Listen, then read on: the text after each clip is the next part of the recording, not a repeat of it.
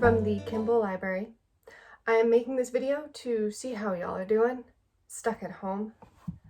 I am also at home, but I am still hard at work with everybody from the Kimball Library to bring you guys everything that you need to stay curious and awesome while you're at home. And new friends that might not be in STEAM team, hello and welcome. We are going to be doing a little bit of science at home.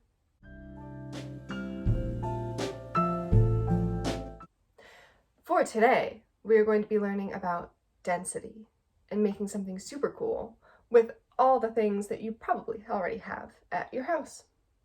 So, let's get started. We already know that everything in the whole wide world is made up of molecules. Super, way too tiny to see, but everybody's got them, and it makes up everything. Density refers to the way that those molecules are packed together. Something that is very dense has all of its itty-bitty little molecules packed very tightly together. If it fills an amount of space with all of its molecules, and there's no space between them for anything else to pass through, it makes it very dense. Now, things that are less dense have all of their itty-bitty little molecules spread out, taking up a lot of space, just vibing. Things that are less dense, very easy for things to pass through. Now, for the purpose of our experiment, let's bring out some of our ingredients, shall we? Let's get started.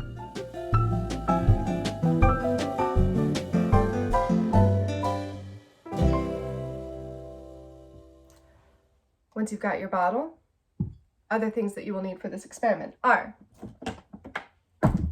some type of oil. I promise you will not need this much. This is vegetable oil, by the way. You can use baby oil, probably olive oil, but probably don't do that because your parents probably want it to cook with. And water. You will also need some food coloring, not necessary, but fun. Glitter is also fun, completely unnecessary, but if you have it at home, couldn't hurt. And you will also need a little bit of salt.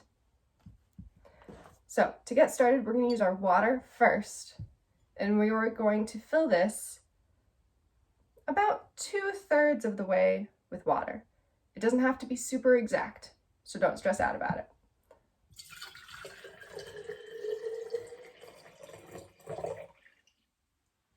I'm thinking this looks a little bit like halfway. I think it needs a little bit more. I picked a really big jar. All right. About 2/3 of the way full with water. Now take your food coloring or your dye.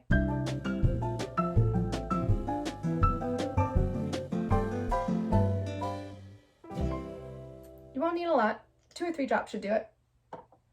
You can add your glitter in here now too. Same thing, you're just gonna swirl it around. If you got a spoon, you can stir it up, that's a-okay too. Our lava lamp is looking good so far, my friends. Next, we're going to take our oil. And you're going to fill your lava lamp just about to the top.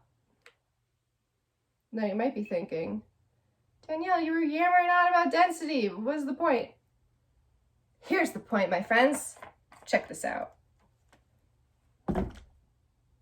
What is happening over here?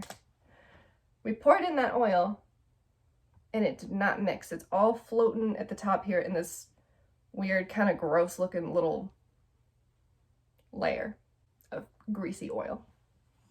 That happens because water, I threw away my example. Water is more dense. So all of the molecules, the H2O that make up water, are all snuggled real close together. So they are more dense and float to the bottom. Oil is less dense. Its molecules are a little bit more spread out. So he floated all the way at the top and he is stay in there. Now, this might be the most boring lava lamp in the world right now. But this is where things get interesting. We're going to introduce a little bit of salt. And let's see what happens. First, Steam Team, make your predictions. What do you guys think is going to happen when I add this salt into our almost lava lamp? What do you think is going to happen? Why do you think that's going to happen? And let's see if your hypothesis is correct. You won't need a lot. Don't go crazy.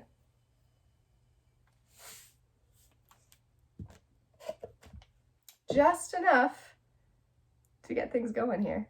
What is going on with our lava lamp?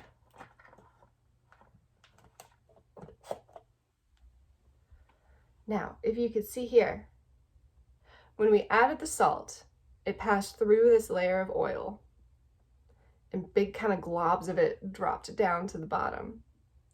That's because the salt passed through the oil that is less dense, sitting on top. Salt is more dense than both of these, the water and the oil.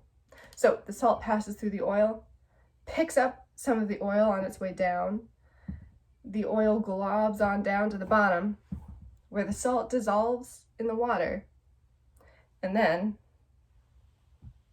the oil floats back up. Because it is less dense, it's dying to get back up to the top there. It doesn't like being underneath all this dense water. So the oil is trying to make its way back up top. So you can keep this going. You can keep putting salt in here, seeing how it goes. Another way to do this experiment is to take an Alka-Seltzer tablet, any kind of tablet that fizzes, and drop that in here too. Ask your grown-up first. But that one will create a lava lamp a different way by dropping to the bottom, because the tablet would be very dense, right? Denser than the water and the oil. It falls to the bottom and it fizzes. It creates all kinds of bubbles, which will float to the top, mess up the oil at the top there, and cause it to rise and fall, just like a lava lamp, and just like we did here. Nice job, everybody. That was a super rad experiment. You can shake things up and see where it goes. Experiment at home. See how your lava lamps turn out. Experiment too, if you shake these. Do you guys think the oil and the water will stay together? No way. So, very cool experiment. Thank you everybody for hanging out and watching this video and doing some science. I hope to hear from you all very soon. I hope you have an awesome day, and stay curious and stay awesome.